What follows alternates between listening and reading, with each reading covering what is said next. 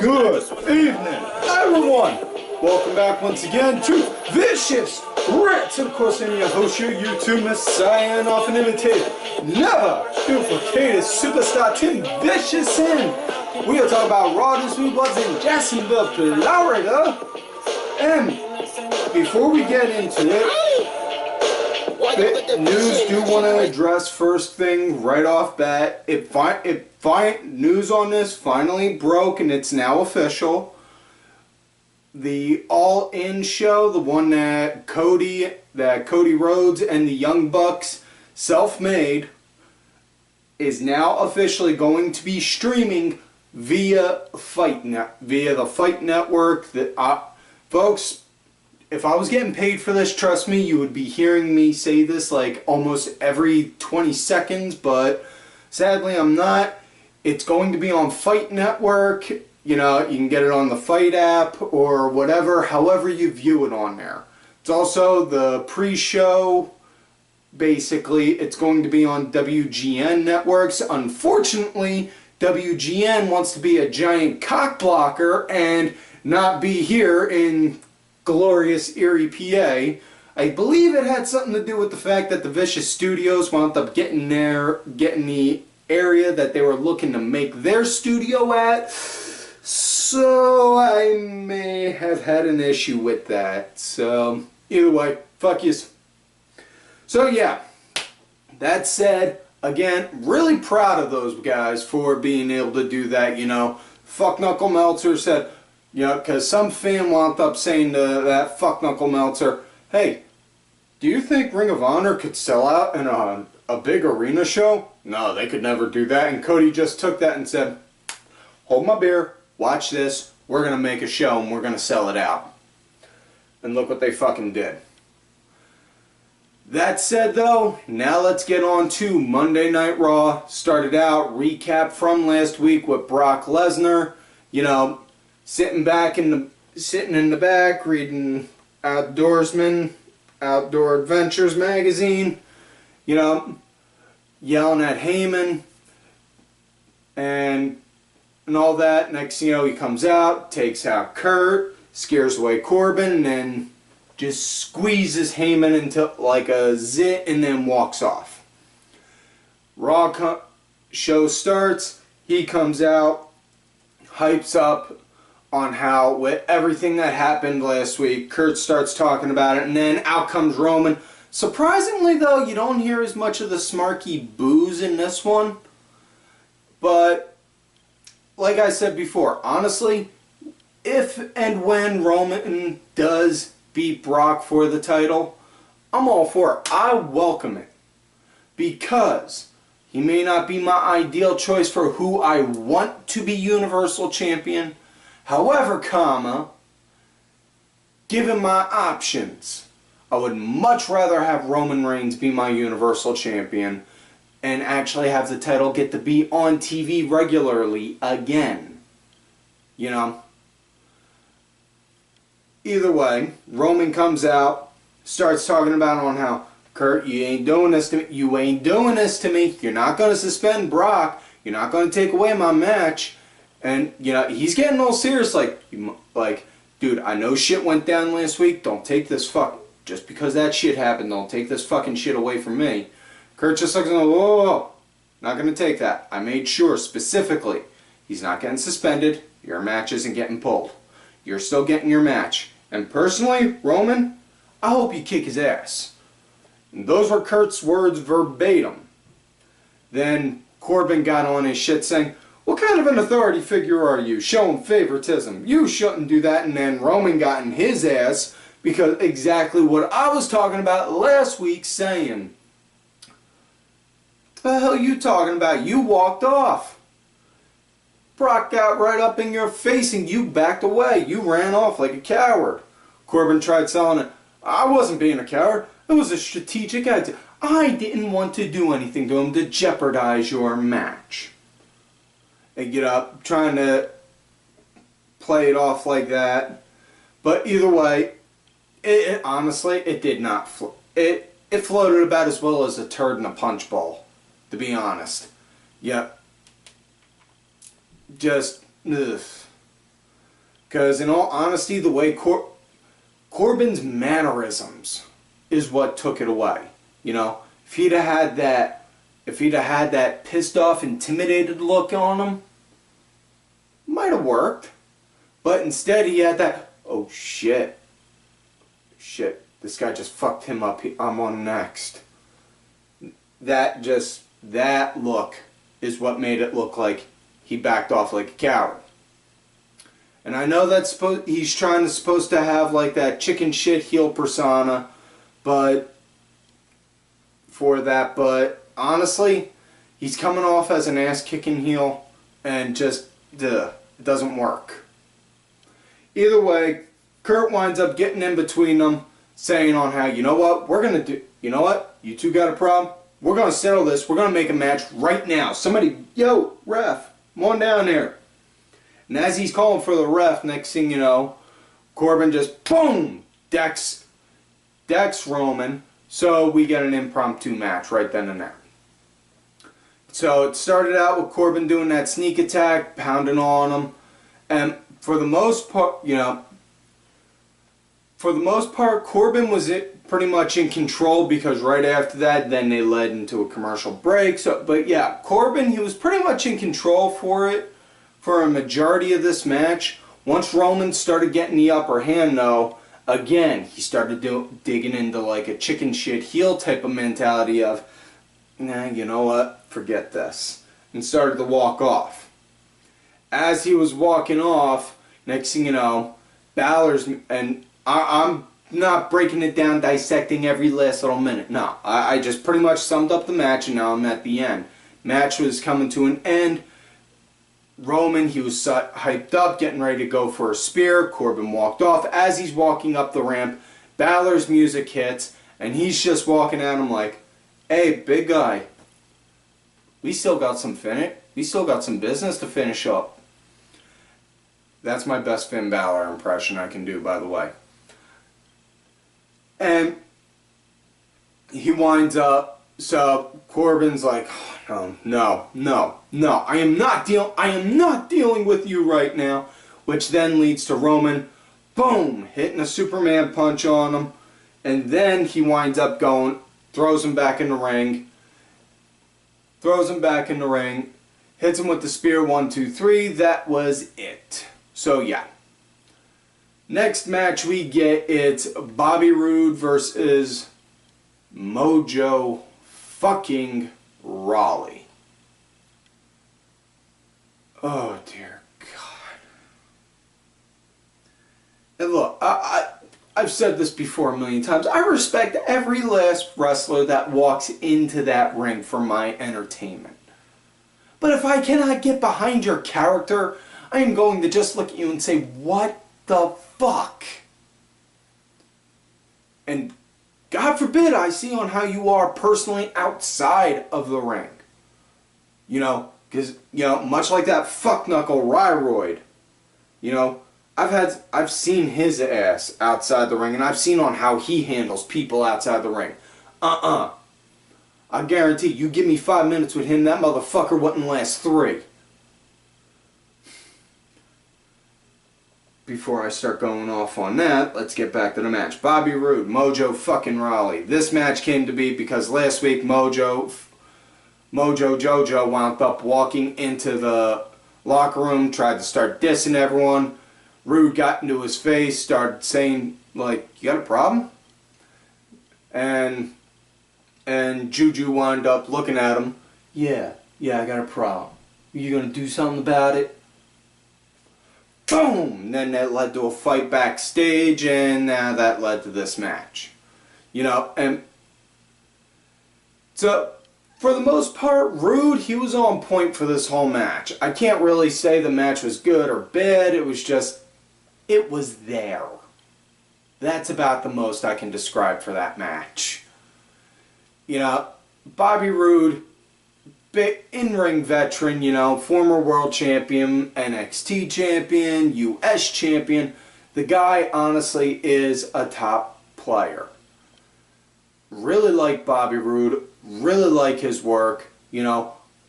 And I'm going to be straight up honest.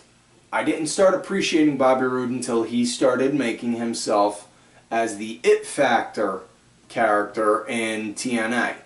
And then it just looked, I was like, alright, well, what makes you the It Factor? And then when the way he carried himself when he was the champion for 9 months, like, god damn, that works. Alright, I'm sold. Fucking A. Same thing with this. Now, you know, same sense. You know, when he was got into NXT, saying how he was glorious. Looked, I was like, alright, well, what makes you glorious? And again, the way he carried himself. Boom, sold. Just wish that, you know, he could transition that into now on the main roster with this sense. Either way, match came to an end. Roode, he hit the glorious DDT on MoJo fucking Rawley and got the 1, 2, 3. That was it. Next matchup we get Rezar from the Authors of Pain. Wait, is it Wade, check the... Wade, I need you to do a fact check. Was it Rezar from the Authors of Pain or was it Rezar from Ninja Turtles 2? You sure? You're sure? Okay, we just needed to do a fact check, folks. We like to make sure everything is 100% accurate on here. Unlike some interns who wanted to fuck with our episode listings. Which, by the way, sorry about that. So yeah. It was Rezar, not from Ninja Turtles, but Rezar from the Authors of Pain going against Titus O'Neil. And this was because last week Akam took a loss to Apollo Crews. And again, Titus O'Neil, I can't preach about on how good this guy is, you know. The guy, he's a top tier guy, hands down. If he had a world championship, you know, put on him, he would soar to the sky, he would soar to the moon, and I'm not sure when that fucking rocket would come down. You know, he's got a killer look, he can work the ring, he can work a mic, and I bring this up consistently, I know, but fucking deal with it. I fucking love this guy. And the best part, the charity work he fucking does. That is fucking amazing. Just imagine, think about this for a minute. You put a world title on him, plus with the world and then the charity work on it. Marketing alone, World Wrestling Champion Titus O'Neil donating 5,000 book bags filled with school supplies to needy students. Covers X amount of students' physicals for beginning of school year. You know, the guy took like 50 homeless guys out for lunch and paid for all of their lunches a few years ago. You know, he has said before, even when he's not on the show, if he's not on the card, he's working. You know, he's backstage. He's not sitting there at catering getting fat. He's sitting back there doing work. He pops open a computer. He's working. He's moving something. He's doing a hustle. He is smart enough in that sense. So, honest to God, when he goes and he talks about that whole Titus Worldwide thing, as much as that may be a gimmick, honest to God, that guy made himself a fucking brand. That's just the straight up truth. That said, back to this match. Rezar clubbing and pounding on Titus, something fierce. Titus, he started to build up a good bit of a comeback, and it was a believable one because, you know, Rezar, big, huge, burly guy, you know. Titus, he's a big guy, you know. So, yeah, you'd expect somewhat of a comeback from him. Match came to an end, though. Rezar, he hit this really nasty-looking spine buster. And I'm not saying nasty in like a, ooh, that was a bad-looking one. But, like, nasty, like, ooh, damn, that motherfucker looked like he put some stank on that shit. He put a spine buster on him, 1, 2, 3. That was it. So, more than likely, next week on Raw, we're going to get the rubber match because Rezar won this week, Apollo won last week, so we're going to get a rubber match. If not next week, then at SummerSlam. Now, next matchup we get impromptu match. It was Braun Strowman versus Jinder Mahal, and this came to be from Kevin Owens bringing back the Kevin Owens show, bringing out Jinder Mahal, talking about on how Jinder, you know, helped him find inner peace. And it's great to hear how Kevin Owens has finally found inner peace, especially considering all of the mean, nasty, vile stuff he's done over the years, you know? I mean, he beat a luchador, El Generico, the late great El Generico, so bad that he had to go all the way to Tijuana. He beat him up so bad he ran all the way to Tijuana. Granted, yeah, El Generico was very helpful down there and raised orphans until he passed away. God rest his soul. But either way, you know, all the nasty things that Kevin Owens has done, he's now finally found inner peace. He's now no longer in agonizing pain. He's able to play with his son. He's able to pick up his daughter and laugh and have fun. All because of Jinder. And then he talked about on how they both have something in common. They both beat Braun Strowman. Kevin Owens beat him in a steel cage match. Jinder Mahal, okay, he won via a countout, but a win is still a win. And then Braun Strowman came out of nowhere and flipped the entire Kevin Owens show set over, which was fucking hilarious. And honestly, considering the fact that the man flipped over a fucking semi-truck, or not even a semi, a fucking ambulance truck, yeah, that doesn't really so much surprise me that they'd have him do that. But either way, before Braun came out and flipped that over, Owens was saying, and Jinder, you are so sure that you could beat him again. Why don't we have another match right now? Awkward silence. And then Owens is talking about on how Strowman's not there, and then on how he's going to beat him at SummerSlam, get the Money in the Bank contract, and then get his Universal title back, and all that jazz. And then he came out, flipped it over, got into the ring, hyped up the crowd, and then we got this match. And it was very much, okay, yeah, match-wise, it was, physicality-wise, it was a piss break. But if you watched it for what it was as an entertainment aspect, this was the comedy break in the show, and it was fucking beautiful because Kevin Owens sneaking around like the fucking Hamburglar at McDonald's trying to steal a cheeseburger, you know, grabs a briefcase, starts running around, Strowman's chasing him, he drops it, tries to get Strowman to lose again via a countout, he gets back in the ring, starts working on Jinder, and then Kevin Owens steals it again and then fucking runs. And then so Jinder wins via a countout. Or not a countout actually, I'm sorry. Braun chases Kevin Owens all the way up to the apron, starts to wrestle, tries to wrestle the Money in the Bank contract off him. Jinder's up there trying to get him, and then the briefcase, boom, hits him in the gut, and then the ref calls for a match. So Jinder wins via a DQ. So yeah. Now, next matchup we got Dolph Ziggler and Drew McIntyre going against Seth Rollins.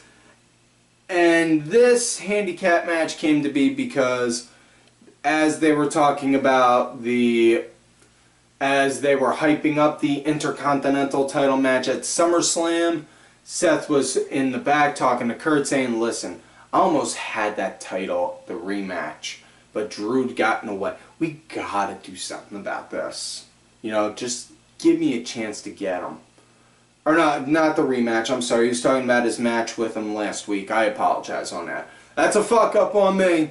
Mulligan. So yeah. He says, well, how about this? Give you a tag match, Dolph and Drew against you and a partner of your choosing. First person that comes up to ask him to get in on this match. Who else but Tyler Breeze? You have this CrossFit Jesus look going, which is all well and good. I'm fashionable, so we need CrossFit Breezes. Now I need to see a CrossFit Breezes shirt. If somebody could make that and send a picture of that to my Twitter at Tim Vicious, I truly appreciate that. Thank you. So anyways, he turned him down. Roman walked in. It's like, you really serious on this? Alright, come on, let's go.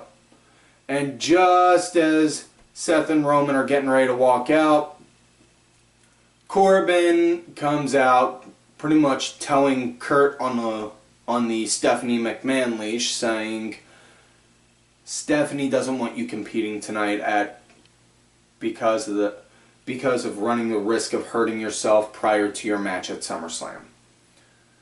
And yeah, all the while Corbin's sitting there nursing his ribs from that spear he got earlier, and then he starts laughing it up because he says to Seth, you're going to have to do this on your own.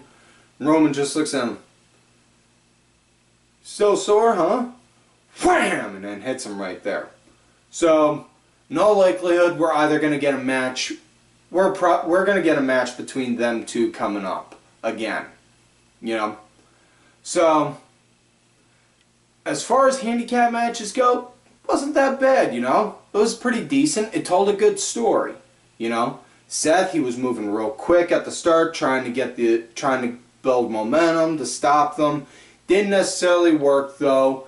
They played to the handicap number game, which is good. If you're doing a handicap match, honestly, and I'm just thinking from a fan's perspective, again, fan's perspective, looking at a show for a fan. If a one man can beat the handicap, that just kind of says that tag team's not that good then, huh? I mean, seriously. So, yeah. That's on how it looks to me, anyway. You know? But yeah. It was a pretty okay match. I dug it. This would probably be what I would say was the match of the night. Match came to an end. Seth, just as it looked like he was about to get the win, he hit Drew with one of his high knees. Ziggler right out of nowhere. Boom! Super kick. 1, 2, 3. That was it. So that's that. Next up we get tag match. The B team coming out to new music. It sounded like a high school or a college team playing it. You know, I was expecting JR to come out soon enough. You know, talk about on how he's a Oklahoma Sooner boomer. You know, and so B team versus a Revival. This came to be because of the shit going on last week. You know, and that Revival dominating the entire match, beating the shit out of Bo and Axel. You know, match came to an end. It was double DQ when, just as it looked like Bo was about to go and get the hot tag on the Axel, boom, the Bray Wyatt light flicker thing comes on, and Matt Hardy's over in the Revival corner. Bo Dallas is in the B team's corner, and they beat the shit out of them both. They beat the shit out of excuse me, they beat the shit out of Bo Dallas. They beat the shit out of Scott Dawson. And then, you know, so yeah. Or not Scott Dawson, Dash Wilder, I'm sorry. They beat the shit out of them both. And I said last week we were probably going to get a triple threat at SummerSlam. Now, because of that, they're giving us a triple threat next week. So, my guess now, that one's going to lead into the triple threat at SummerSlam if this isn't the end of it.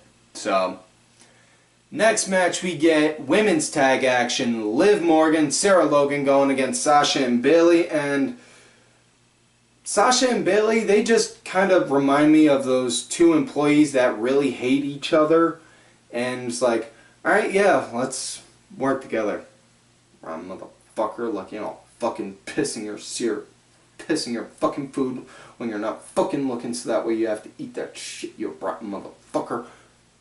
Not that I've had to deal with any co-workers like that. I'm just thankful my lunches are kept far away from them. Either way, it was fairly stereotypical kind of match, you know.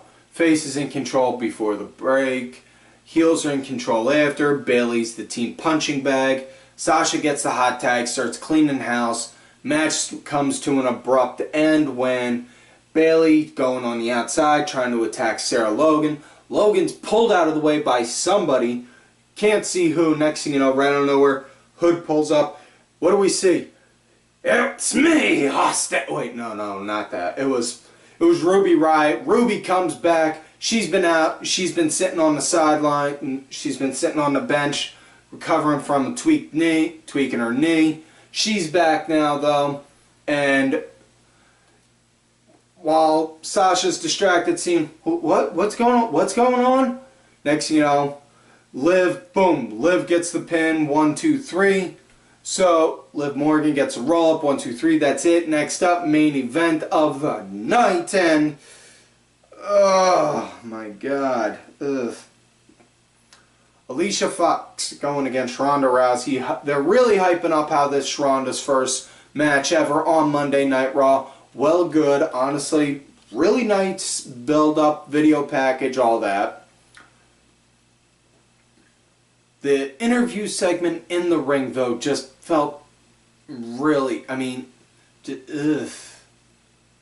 I mean, even if, like, you looked at something from, like, the Jerry Lawler or Jerry Jarrett promotion days, this even felt like something like chewing the clock compared to, like, some of the shit that they did.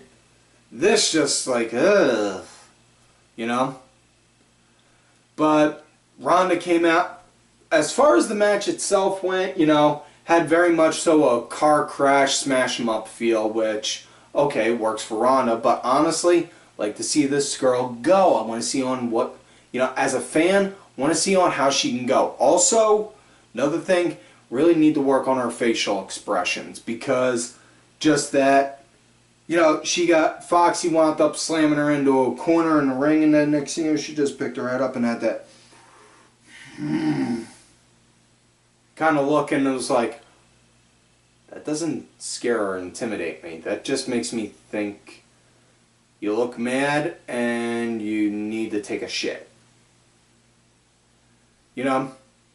I mean, small little mannerisms, though. You know? It's the small things, like facial expressions, the way you act and react to things. Either way, though, match came to an end. Rousey put the arm breaker in on Foxx after doing like 3 or 4 arm throws. So, and then after that, she got an interview talking about on how, you know, she was thankful for the match, thanking the crowd.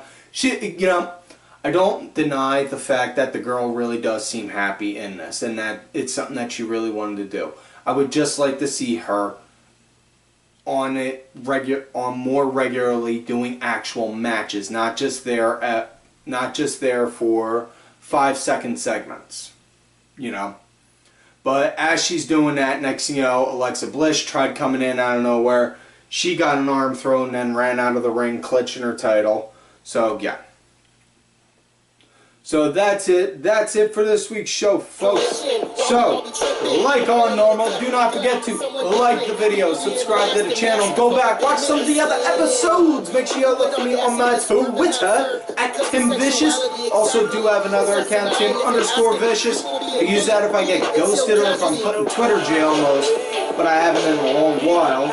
Also on that Facebook gimmick, Tim Ash. If you're going to look for me on my Facebook gimmick, make sure you let me know you found me on there from here or my Twitter at TimVicious, so I don't think you got your creep Joan going.